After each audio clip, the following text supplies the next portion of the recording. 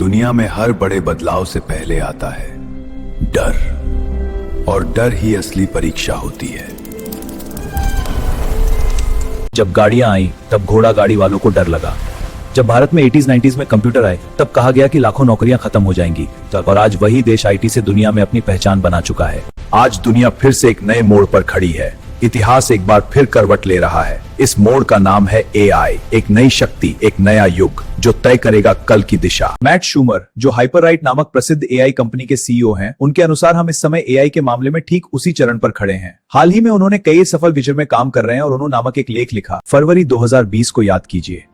यदि आपने ध्यान दिया होगा तो विदेशों में एक वायरस फैल रहा है। इस पर कुछ लोग चर्चा करते दिखाई दिए होंगे, लेकिन हम में से उस पर नहीं दिया। स्टॉक मार्केट तेजी पर था। आपके बच्चे स्कूल जा रहे थे, आप छुट्टियों की योजना बना रहे थे। उस समय यदि किसी ने आपसे कहा होता कि लोग टॉयलेट पेपर का भंडारण कर रहे हैं तो आपको वे पागल लगे होते। लेकिन सिर्फ 3 हफ्तों में पूरी दुनिया बदल गई। आपके ऑफिस बंद हो गए और जीवन ऐसा बदल गया जिस पर 1 महीने पहले आपको खुद भी विश्वास नहीं होता।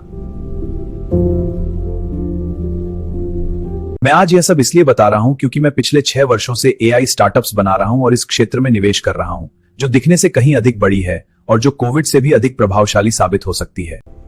मैं एआई क्षेत्र में काम करता हूं, फिर भी भविष्य में क्या होगा इस पर मेरा या इस उद्योग के अधिकांश लोगों का कोई नियंत्रण नहीं है। यह बदलाव पिछले किसी भी ऑटोमेशन से अलग है, क्योंकि एआई केवल एक कौशल नहीं है, बल्कि यह मानवीय बुद्धिमत्ता का विकल्प बनता जा रहा है। अकाउंटिंग या सॉफ्टवेयर इंजीनियरिंग, इनमें से कोई भी क्षेत्र पूरी तरह छूता नहीं रहेगा। इसका अर्थ यह नहीं है कि हमें घबराना चाहिए, लेकिन अब सावधान होने का समय है।